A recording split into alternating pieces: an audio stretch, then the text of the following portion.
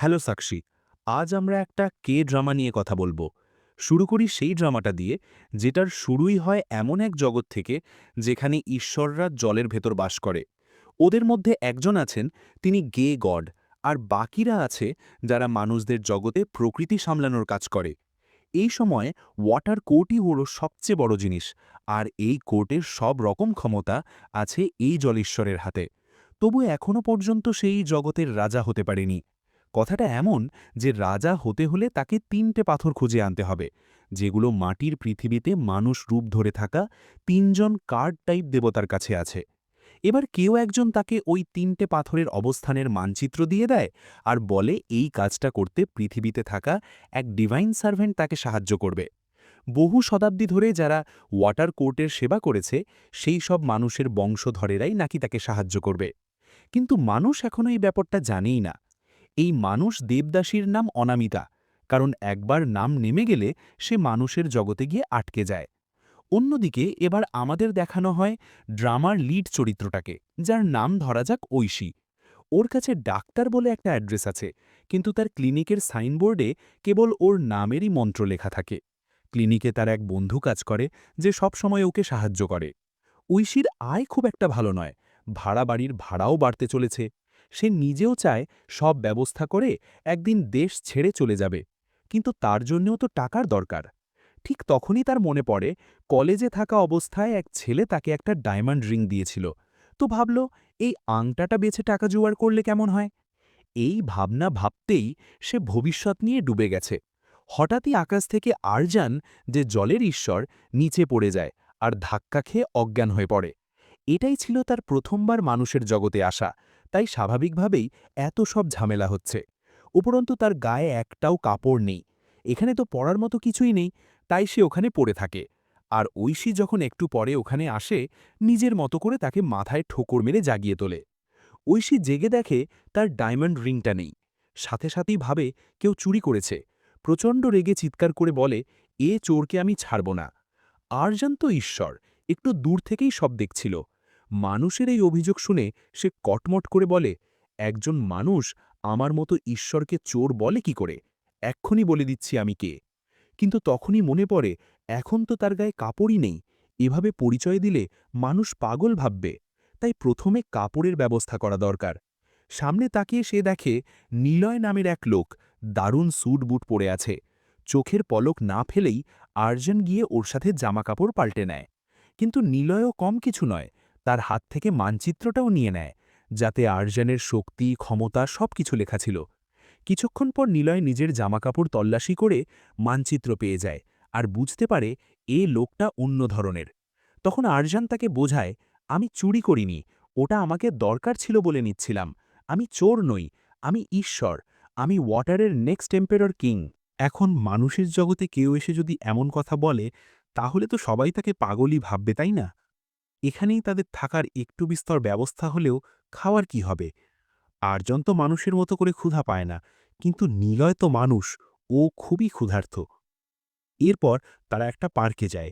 সেখানে আর্জন সবার হাতে একটা করে মোবাইল দেখে জিজ্ঞেস করে, এটা কি? সবাই এটা হাতে নিয়ে ঘুরছে কেন?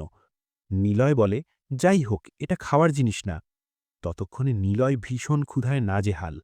ওর অবস্থার দিকে তাকিয়ে আর্জন ভাবে, এখন ডিভাইন সার্ভেন্টকে খুঁজে বের করাই ভালো।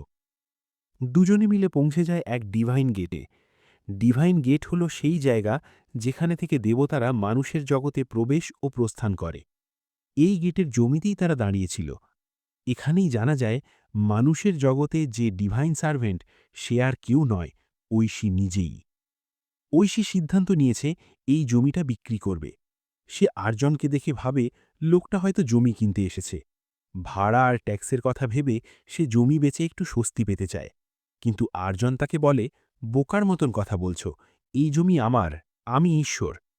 এই কথা শুনে ঐশীর রাগ আরও বাড়ে। সে জমির ট্যাক্স আর হিসাবপত্র দেখাতে থাকে, আর কথা কাটাকাটির এক পর্যায়ে ওদের দুজনেরই অ্যাক্সিডেন্ট হতে হতে বাঁচে। শেষমেশ দুজন একই গাড়িতে উঠে যায়। গাড়িতে বসে ঐশীর গাড়ি চালানোর ভয়াবহ স্টাইল দেখে আর্জন আঁতকে ওঠে। ওরা হাসপাতালে কাউকে বাঁচাতে বেরিয়েছিল, কিন্তু পথ হারিয়ে ফেলে। গাড়ি বন্ধ হয়ে যায় আর বন জঙ্গলের মাঝে গিয়ে তেলেরও শেষ। এই অবস্থায় বেকায়দায় পড়ে আর্জন নিলয়কে তেল আনতে পাঠায়। ওদিকে ঐশী আর আর্জন কিছুক্ষণ হেঁটে বনের ভেতর চলে যায়। হঠাৎ একটা বিশাল বুনো শূকর দেখতে পায়। এত বড় প্রাণী দেখে ঐশী ভয়ে কাঁপতে কাঁপতে আর্জনের হাত ধরে দৌড় দেয়। দুজনে মিলে একটা গাছের গুড়ির ফাঁকে লুকিয়ে পড়ে। শূকরটা অনেকক্ষণ ধরে ওদের আক্রমণ করতে থাকে, কিন্তু ওরা ভেতরেই চুপচাপ লুকিয়ে থাকে। কিছুক্ষণ পর শান্ত হলে ঐশী একটু বেরোয়, তবু ভয় কাঁপছে। ওই অবস্থায় সে আর্জনকে বলে, আমি তো ভেবেছিলাম তুমি গাড়ি চালাতে জানো না। একটু আগে নিজেই বললে জানো না, কিন্তু এখন চালাচ্ছ। তোমার লাইসেন্স আছে তো? আর্জন উত্তর দেয়, থাক, এসব তোমার জানার দরকার নেই। যাই হোক, শেষমেশ সে ঐশীকে নিরাপদে ফিরিয়ে আনে। ঐশী ধন্যবাদ জানাতে গেলে আর্জন বলে, তোমাদের পূর্বপুরুষদের একজন প্রথম আমাদের দেবতাদের সেবা শুরু করেছিল, সেই ঋণ শোধ করাই এখন তোমার কাজ। এভাবে তাদের মধ্যে এক অদ্ভুত বন্ধন তৈরি হতে থাকে। আর্জন বলে, এখন আর আকাশে ফেরার শেষ পথটাও আমার নেই, বলেই ঐশীর কাছে গিয়ে তাকে হঠাৎ চুমু খায়। নিলয় দূর থেকে এগুলো দেখে ফেলে। সে জানে মানুষের জগতে কেউ যদি এই ধরনের কাজ করে, পুলিশ আর জেল দুই হতে পারে। তাই সে ভয় পেয়ে সেখান থেকে দৌড়ে পালায়। এইসব ঝামেলার মধ্যে ঐশীর কিছুই ঠিকমতো মনে থাকে না, কিন্তু ও অনেক অদ্ভুত গালমন্দ আর আওয়াজ শুনতে শুরু করে। তাই সে বাড়ি ফিরে যায়। ঘুমোতে গিয়ে, জাগতে গিয়ে সব জায়গায় যেন শুধু আরজানকেই দেখতে পায়। অন্যদিকে আরজান ভাবে ভোর হলে ঐশীর সব মনে পড়ে যাবে, তাই সে আবার তাকে খুঁজতে বের হয়। এই খোঁজার পথে সে একটা পার্কে আয়োজিত প্রতিযোগিতার মধ্যে পড়ে আর ভাবল, এতে জিতলে যে প্রাইজ মানি পাবে সেটা দিয়ে নিলয় আর ঐশীর খাবার জোগাড় করতে পারবে। সে এমনভাবে পারফর্ম করে যে সবাই অবাক হয়ে যায়। ঐশীও ওখানে উপস্থিত ছিল। ঠিক তখনই হঠাৎ ঐশী আর্জানকে দেখতে পেয়ে ভয়ে দৌড়ে পালায়। আর্জানও তার পিছু নেয়, কিন্তু নিরাপত্তারক্ষীরা তাকে টেনে বের করে দেয়। শেষে আর্জান আর নিলয় দুজনেই খুব হতাশ হয়ে তাদের অস্থায়ী তাঁবুতে গিয়ে বসে। তারপর একটা ট্যাক্সি ধরে দুজন অন্য কোথাও যাওয়ার চেষ্টা করে, কিন্তু ড্রাইভার মাঝপথেই ওদের নামিয়ে চলে যায়। আবার হাঁটতে হাঁটতে তারা এক বৃদ্ধা মহিলাকে সাহায্য করে। সেই সুযোগে তাকে বলে, আমাদের একটু টাকা দিন, থাকার জায়গা আর কিছু কাপড়ের ব্যবস্থা করে দিন। আমরা এখানে মানুষরূপী দেবতাদের, মানে অন্য কার্ডদের খুঁজতে এসেছি। এই সব কথা ঐশীর কানে পৌঁছায় যখন সে হাসপাতালের লোন আর রোগীদের ইন্স্যুরেন্স নিয়ে হিমশিম খাচ্ছে। সে ভাবে, আমি কি সবার দায়িত্ব নিয়েছি নাকি? সে আরজান আর নিলয়কে আবার কোথাও ঝামেলায় জড়াতে চায় না, তাই তাদের সাহায্য করতে গিয়েও পিছিয়ে আসে। তারপর রাস্তায় হাঁটতে হাঁটতে আরজান আর নিলয়কে এক অদ্ভুত লোক এসে ফাঁকি দিয়ে হঠাৎ আরজানকে চুমু খায়। আসলে এই লোকটাও দেবজগতের মানুষ, কোনো এক কারণে মানুষের জগতে আটকে আছে। সে ভেবেছিল আরজানের শক্তিটা যদি সে চুমুর মাধ্যমে টেনে নিতে পারে তাহলে সে মুক্তি পাবে, কিন্তু আরজানের তো তখন প্রায় কোনো শক্তিই ছিল না, ফলে তার কোনো লাভ হয় না। ওদিকে ঐশীর কাছে বাড়ি ভাড়া দেওয়ার মতো টাকাও নেই। সে ল্যান্ডলর্ডের কাছে গিয়ে একটু ভাড়া কমানোর অনুরোধ করে। সেখানে তার দেখা হয় আরেকজন লোকের সঙ্গে, যে টাকাও চাইছিল, আবার তার অবস্থাও বুঝে ঋণ মাফ করে দেয়। ঐশী একদিন তার এক রোগীর বাচ্চার ফোনে দেখতে পায় একটা ছবি, যেখানে রিয়া নামের এক দেবীকে দেখা যাচ্ছে। রিয়াই হল সেই ৩ কার্ড দেবতার একজন, যার পাথর খুঁজে বের করার দায়িত্ব আরজানের। ঐশী রিয়াকে খুঁজতে গিয়ে আরেকজন ডিভাইন সার্ভেন্টের সাথে দেখা পায়, যে পৃথিবীতে থেকে নিজের সব ক্ষমতা আটকে রেখেছে। সে ঐশীকে বলে, তুমি যেহেতু আরজানের সাথে দেখা পেয়েছ, এখন তাকে ভালো করে দেখভাল করা তোমার দায়িত্ব, খাওয়া দাওয়ারও ব্যবস্থা করো। এই লোকটা আসলে ঐশীরই ক্লিনিকের রোগী, যে সেখান থেকে পালিয়ে কার্ড দেবতাদের খুঁজে বের করতে গিয়েছিল। ঐশী ভাবে সে বিমার টাকা পাবে বলে কোনো খারাপ কাজ করতে পারে, তাই সে লোকটার দিকে নজর রাখে। লোকটা এতটাই হতাশ ছিল যে শেষমেশ নদীতে ঝাঁপ দিয়ে আত্মহত্যা করতে চায়। ঐশী তাকে বাঁচাতে পারছিল না, কারণ সে নিজেই জলের ভয় পায়। এখানে আমাদের একটা ফ্ল্যাশব্যাক দেখানো হয়। স্কুলে পড়ার সময় ঐশীও নিজে আত্মহত্যা করার চেষ্টা করেছিল। তখনও কেউ তাকে থামাতে চেয়েছিল, কিন্তু সে কারো কথা শোনেনি। নদীতে লোকটা ঝাঁপ দেয়। ঐশী কেবল তট থেকে চিৎকার করতে থাকে। ঠিক তখনই আরজান খাবার নিয়ে আসে আর বলে, তোমরা মানুষই একটু একটু ব্যাপারে এত চেঁচাও কেন? সে নিজের শক্তি দিয়ে লোকটাকে বাঁচিয়ে তুলে বাচ্চাটাকে তার হাতে ধরিয়ে দেয় আর বলে, এবার কিন্তু সাবধানে রাখো। কিন্তু ঐশীর হাত ফসকে আবার বাচ্চাটা পড়ে যেতে যেতেই আরজান আবার নিজের ক্ষমতা ব্যবহার করে তাকে ধরে ফেলে। সে বলে, আমি তো তোমাকে একটাই কাজ দিয়েছিলাম, সেটাও ঠিকমতো করতে পারোনি।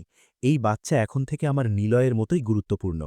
বাচ্চাটার প্রতি তার নির্দোষ শিশুসুলভ ব্যবহার দেখে ঐশী তাকে জড়িয়ে ধরে ফেলে, তারপর দৌড়ে চলে যায়। এরপরে ঐশীর কানে সারাক্ষণই অদ্ভুত অদ্ভুত আওয়াজ আসতে থাকে। সে ভাবে হয়তো সে অন্যায় করেছে, নিলয় আর আর্জেনকে সাহায্য না করার অপরাধ বোধই তাকে কুড়ে কুড়ে খাচ্ছে। সে আবার নিজেকে সামলে আর্জেনের কাছে যেতে চায়, তাকে গিয়ে বলে, সকাল থেকে সন্ধে পর্যন্ত আমি কেবল একজনের কথাই ভাবি, তুমি। ঐশী রাগ করে তার হাত ছাড়িয়ে নেয়, বলে, তুমি কি ভাবছ আমি কি ভাবছি? আমি ভাবছি কেউ এত বোকা কি করে হতে পারে। এই সব অদ্ভুত আওয়াজে তার জীবন দুর্বিষহ হয়ে ওঠে। মানসিক চাপে সে কলেজ রিইউনিয়নের পার্টিতে যায়। সেখানে তার পুরনো সব ক্লাসমেট, যারা সবাই এখন বেশ ধনী। এক পুরনো সহপাঠী তাকে তার দারিদ্র্য নিয়ে অপমান করে। সবার সামনে বলে, এত বড় সোশ্যাল ওয়ার্কার নিজের পরিবারের কথাই ভাবে না। ঐশী চুপচাপ শুনছিল, কিন্তু যখন সে তার বাবা মা সম্বন্ধে ভুল কথা বলতে শুরু করে, তখনই ঐশী তাকে বলে, কেউ শোনার মতো জবাব দেয়। ওই ছেলেটা অবাক হয়ে যায়। তারপর ঐশী তার পিছু নেয়, কিন্তু ঠিক তখনই আর্জন সেখানে আসে। সে ঐশীর ক্লিনিকে গিয়েছিল, জানতে পেরেছে সে পার্টিতে আছে, তাই তাকে খুঁজে এখানে চলে আসে। ঐশীর ছেঁড়া পোশাক দেখে প্রথমেই সে তাকে একটা মোবাইল কিনে দিতে চায়, যাতে সে রিয়াকে খুঁজে পাওয়ার মতো নেটওয়ার্কে থাকতে পারে। আর্জন নতুন মোবাইল পেয়ে খুব খুশি। দুজনে হাঁটতে হাঁটতে কথা বলতে থাকে। ঐশী নিজের জগতে তখন মিশন পার্টি করছে। এইবার সে আর আর্জনের বেলায় আর আগের মতো চটে ওঠে না। সে বলে, যদি সত্যিই তুমি ঈশ্বর হও, তাহলে তো তুমি যে কোনো কিছু করতে পারো। আর্জনও গর্ব করে বলে, হ্যাঁ, আমি যে কিছুই করতে পারি। ঐশী তখন বলে, তাহলে টাকাও জাদু করে এনে দাও, একটা আঙুল কাটলেই সোনার উপর সব চলে আসবে, এমন ব্যবস্থা করো। আর্জন বলে, করতে পারি, কিন্তু এখন পারব না, কারণ এখন আমার শক্তি নেই। দুজনে বসে কথা বলছিল, ঠিক তখনই ওদের সামনে বড় স্ক্রিনে রিয়ার একটা ভিডিও চলে। ঐশী সঙ্গে সঙ্গে বলে, আমাকে ওই জায়গায় নিয়ে চলো যেখানে সে থাকে। আর্জন তার ডিভাইন সার্ভেন্ট হিসেবে ঐশীকে বাইরে বসিয়ে রেখে নিজে ভেতরে ঢোকার প্ল্যান করে, কিন্তু ঐশী নিজেই ভেতরে ঢুকে পড়ে। ভেতরে সে দেখে রিয়ার চারপাশে অনেক বডিগার্ড। তাকে বাঁচাতে গিয়ে ঐশী নিজেই আঘাত পায়। আর্জন এটা দেখে ভীষণ রেগে যায়। বডিগার্ডদের ধমক দিয়ে ঐশীকে পাশে নিয়ে গিয়ে বলে, ওকেও চিকিৎসার দরকার আছে। আর ঐশীর ক্লিনিকের কার্ডটা রিয়ার হাতে দিয়ে বলে, তুমি একদিন আমার ক্লিনিকে এসো, আমি তোমার ট্রিটমেন্ট করব।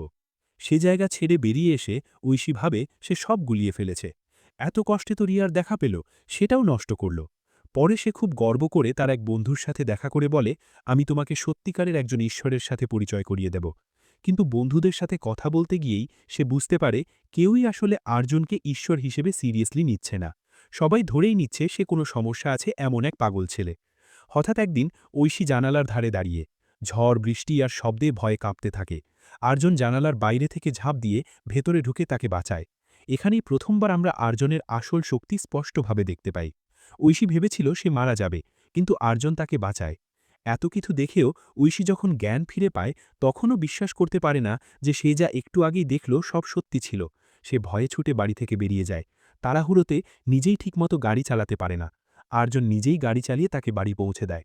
বাড়ি পৌঁছে ঐশী তাকে জিজ্ঞেস করে, তুমি সত্যি ঈশ্বর তো, ভূতটুত নাও তো? আর্জন উত্তর দেয়, যা খুশি ভাব, আমি এসেছি ডিভাইন জগৎ থেকে। এরপর দেখা যায় নিলয়ও গেটের ভেতরে এসে হাজির। কারও এত ভাগ্য থাকে? ঐশীর কিছু করার নেই, তাকে বাধ্য হয়েই আর্জন আর নিলয় দুজনকেই নিজের বাড়িতে রাখতে হয়। সে পরিকল্পনা করে চুপি চুপি ওদেরকে তাড়িয়ে দেবে। বাড়ির সিসিটিভি ক্যামেরাও নষ্ট হয়ে গেছে এই অজুহাতে। পরের দিন সকালের নাশতা খেতে বসে আর্জন ঐশীকে তার মিশনের কথা বলে। সে এসেছে এই মানুষের জগতে বাস করা দেবতাদের কাছ থেকে ৩টে দেব পাথর সংগ্রহ করতে। প্রায় ২৮০০ বছর ধরে প্রথমবারের মতো এতটা বড় সমস্যা সে ফেস করছে। আর্জনের এই কাহিনী শুনতে শুনতে ঐশীর চোখ ভিজে যায়। সে নিজের বন্ধুদের জিজ্ঞেস করে, তোমাদের কারো মনে আছে কি ছোটবেলায় আমাদের বাড়িতে কেউ ছিল যাকে আমি খারাপ ব্যবহার করেছি, কিন্তু এখন মনে পড়ছে? তার বন্ধু বলে, এমন লোক তো অনেকেই ছিল, তোমার দাদু এত অনাথ বাচ্চা বাড়িতে এনে রাখতেন, কাকে মনে রাখব বলো? ছোটবেলায় ঐশী দাদুর আনা সব বাচ্চাদের সাথে খুব রুক্ষ ছিল। মনে করত দাদু তার থেকে তাদের বেশি ভালোবাসে। আর্জন তার পুরনো সেই আচরণটাও বুঝে যায়। সে আবার মজার ছলে নতুন জামা কাপড় চায়, বলে, আমি এমন সস্তা জামা পরে রিয়ার সামনে যেতে পারবো না। ঐশী তাকে মার্কেটে নিয়ে যেতে চায়, কিন্তু নিজের পকেটের অবস্থা দেখে শেষে সস্তা রাস্তায় গিয়ে সস্তা জামা কাপড়ই কিনে দেয়। লাঞ্চ খেতে বসে আর্জন আবার রিয়ার কথা তোলে। ঐশী বলে, তোমার এত বিশ্বাস ওর ওপর কেন? বিশ্বাস ভেঙে গেলে অনেক কষ্ট হয়। আর্জনও বুঝিয়ে বলে, হ্যাঁ, একবার মনে হয়েছিল সব শেষ, তাই আমি আত্মহত্যা করতে চেয়েছিলাম। জলদেবতা হওয়ার কারণে সে এসব খুব ভালোই বোঝে। এরপর দুজন আবার নিজের নিজের রাস্তা ধরে। আর্জুন দূর থেকে এক লোককে দেখে, যাকে সময় অসময় সবসময় ঐশীর আশেপাশে দেখতে পায়। এদিকে আমরা টিভিতে দেখতে পাই রিয়ার সাথে আরেক দেব, অভ্র, প্রাকৃতিক দেবতার আগমনের খবর। সেও একজন ঈশ্বর, মানুষের জগতে এসে বড় বড় বিল্ডিং বানাতে চায়। ঐশীর জমি দেখে সে থিত হতে চায় আর ওর কাছে জমি কেনার প্রস্তাব পাঠায়। মূল দাম থেকে ৫ গুণ বেশি দাম পর্যন্ত অফার আসে। ঐশী ভাবে এত দাম পাওয়া দুর্লভ, বেচেই দিই। কিন্তু অন্যদিকে আর্জুন বলে, আমি তো ৭ গুণ দিতে চেয়েছিলাম। ফলে সে ঐশীকে সতর্ক করে, তুমি জমিটা বিক্রি করো না। আর্জুন রিয়ার সাথে একা কথা বলতে যায়। রিয়া হয়ে ওটাকে চিনে ফেলে, বুঝে যায় এখন তার হাতে প্রায় কোনো শক্তি নেই। আর্জুন সোজা বলে, আমি ৩টে পাথর নিতে এসেছি, যাতে রাজা হতে পারি। তোমার কাছের পাথরটা দাও। রিয়া তাকে অপদার্থ বলে, ওয়াটার কোর্টে বসে থেকেও তোমার কোনো কাজের কাজ করতে পারো না, তবু নিজেকে অনেক কিছু মনে করো। সে পাথর দিতে অস্বীকার করে, বরং তাকে আরও কাছে টেনে নিয়ে গিয়ে খোঁচা দেয়। এদিক ওদিক ঘুরে ফিরে ঐশী জমি বেচা নিয়ে ল্যান্ড ওনার আর ওই দেবতাদের সঙ্গে ডিল ফিক্স করে খুব খুশি হয়। অন্যদিকে রাতের বেলা আর্জুন কোরিয়ান হরফ শিখতে বসে। ঐশীর বাড়ির দেয়ালে নিজের আর ঐশীর নাম লেখার অনুশীলন করে। ঐশী রাতে বাড়ি ফিরতে দেরি করে রাস্তার পুরনো সেই টেলিফোন বদলে যাওয়ার ঘটনা মনে পড়ে ভয় পেতে থাকে। তখনই সে দেখে আর্জুন আগে থেকেই বাড়ির সামনে এসে দাঁড়িয়ে অপেক্ষা করছে। সে উচ্ছ্বাস নিয়ে দেয়ালে কোরিয়ান ভাষায় লেখা নিজের আর ঐশীর নাম দেখায়। এরপর সে নিরাপত্তার সব ব্যবস্থা করে, নিজের বডিগার্ডও দান করায়। রিয়া স্পষ্ট জানিয়ে দেয় পাথর নেয়ার কথার ভেবেও না। তবু আর্জুন থামে না। এইসব ঝামেলার চাপে আর্জুন খুব স্ট্রেসড হয়ে পড়ে। একদিন সে আর ঐশী একসাথে সমুদ্র সৈকতে যায়। দুজনে বেশ মজা করে, কিন্তু ওখানেও সেই রহস্যময় লোকটাকে দেখা যায়, যে সবসময় ঐশীর চারপাশে ঘুরঘুর করে। আর্জুন বোঝে লোকটা মানসিকভাবে অসুস্থ, আর গাড়ির ব্রেক নষ্ট করে ঐশীকে বিপদে ফেলেছিল। সে সিদ্ধান্ত নেয় নিজের শক্তি ব্যবহার করে ঐশীকে বিপদ থেকে বার করবে। সেই মুহূর্তে আশ্চর্যজনকভাবে তার শক্তি আবার কাজ করতে শুরু করে। সে ট্যাক্সি দুর্ঘটনার হাত থেকে ঐশীকে বাঁচায়। নিলয়ও ঝাঁপিয়ে পড়ে তাকে সাহায্য করে। কিন্তু কাজ শেষ হতেই আর্জনের শক্তি আবার অদৃশ্য হয়ে যায়। শেষে ঐশী আর আর্জুন সেই লোকটাকে পুলিশে সোপর্দ করে। লোকটা ছিল এক সাইকোপ্যাথ। আগেরবার ঐশীকে গাড়ি দিয়ে ধাক্কা মারার জন্যই ইন্স্যুরেন্স কোম্পানির ঝামেলায় পড়েছিল, তাই প্রতিশোধ নিতে চাইছিল। ঐশী এবার আর্জুনকে ধন্যবাদ দিতে আসে। সে তো দুবার তার জীবন বাঁচিয়েছে। কিন্তু আর্জুন ধন্যবাদে বিশ্বাস করে না। সে বলে, আমাকে ধন্যবাদ লাগবে না, আমার দরকার নতুন মোবাইল, প্রচুর খাবার আর চমৎকার নতুন কিছু জামাকাপড়। ঐশী রান্না করার চেষ্টা করে, কিন্তু সব পুড়ে যায়। শেষে সবাইকে ইনস্ট্যান্ট নুডলস খেয়ে বাঁচতে হয়। তারপর সে কুকিং ক্লাসে ভর্তি হয়ে প্রপার কুকিং শেখে। এবার তার বানানো খাবার ৫ তারা হোটেলের খাবারকেও টেক্কা দেয়। সে আর্জুনকে ধন্যবাদ জানায়, বলে আগামীকাল আমরা রিয়ার সাথে দেখা করব। নিলয় বলে তার আগে আর্জুনের শক্তি পুরোপুরি ফিরে পাওয়া দরকার, কিন্তু সেটা পেতে আবার ঐশীর জীবনকে ঝুঁকির মধ্যে ফেলা যাবে না। দুর্ভাগ্যবশত ঐশী এসব কথা শুনে ফেলে। সে ভাবে কিভাবে একজন ঈশ্বর এতটা স্বার্থপর হতে পারে। নিলয় বোঝানোর চেষ্টা করে সে স্বার্থপর না, সে কেবল নিজের কাজটা শেষ করতে গিয়ে আতঙ্কিত। কিন্তু ঐশীর কাছে এটা অনেকটা শিশুর প্রতি অবজ্ঞার মতো লাগে। এরপর আর্জুন এক মলে কারো সাথে দেখা করতে যায়, কিন্তু তার আগেই প্রাকৃতিক দেবতা অভ্র এসে তার সামনে বসে অনেকগুলো বিল দেখিয়ে বলে, এই সব কিছুর দাম মিটিয়ে তবেই মরার কথা ভেবো, আর তার মধ্যে তুমি আমার সাথে থাকবে। ওদিকে পার্টিতে ঐশীর কলেজ টাইমের সেই ছেলেটা, যে তাকে ডায়মন্ড রিং দিয়েছিল, আবার সামনে আসে। সে আর কেউ নয়, মেহুলি নামের মেয়ে, যে আর্জুনকে দেখে বারবার অজ্ঞান হয়ে যায়। অভ্র আর্জুনকে অপমান করে বলে, তোমার কোনো শক্তি নেই, তুমি ঈশ্বর হওয়ার যোগ্য না। যখন রিয়া তোমার হাতে পাথর তুলে দেবে, তবেই তোমাকে আবার কিছু দেওয়ার কথা ভাবা যাবে।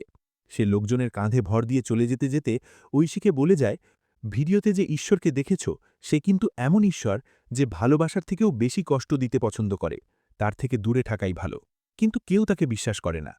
ঐশী যখন রিয়ার কাছে পাথর চাইতে যায়, রিয়া বলে, আগে নিজের মন মানসিকতা ঠিক করো, তারপর পাথর চাইবে। এখানে আমরা দেখি রিয়া আসলে আর্জুনকে একটু কিঞ্চিত এখনও ভালোবাসে। অভ্র এসব জানে, তবু এখনও রিয়াকে পছন্দ করে। তার কাছে প্রপোজ করেছে, এখনও জবাব পায়নি। শুধু রুদ্রই, অর্থাৎ ডিভাইন ম্যানেজার, বুঝতে পারে ঐশীই আসলে আর্জুনের ডিভাইন সার্ভেন্ট। তাই সে চায় ঐশীকে সামনে বসিয়ে আর্জুনকে বুঝিয়ে দিতে এই সম্পর্কটা কেমন ধরনের দায়িত্ব।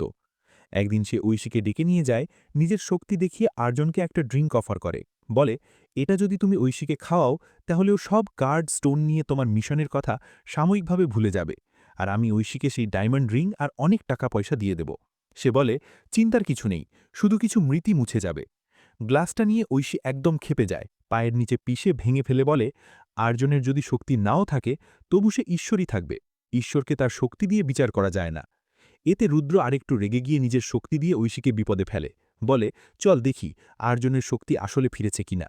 যদি সে তোমাকে বাঁচাতে নিজের ক্ষমতা ব্যবহার করে, তখন আমি হয়তো একটা পাথর নিয়ে ভাবতে পারি। নিলয় উদ্বিগ্ন হয়ে বলে, যদি এখানে আর্জুন আবার শক্তি ব্যবহার না করতে পারে তাহলে কি হবে? রুদ্র হেসে বলে, তাহলে ডিভাইন সার্ভেন্ট মরে যাবে, এটি এত ভাবার কি আছে। এইখানেই আজকের এপিসোডের অংশ শেষ হয়। তাহলে তোমরা এই ফিজিও রিভিউটা কেমন লাগলো কমেন্টে লিখে জানিও। তোমরা কি এর পরের পার্টগুলোও চাও কিনা। চ্যানেলটা সাবস্ক্রাইব করতে আর ভিডিওটা লাইক করতে ভুলো না। পরের ভিডিওতে আবার দেখা হবে। ততক্ষণ ভালো থেকো। Tata, bye bye.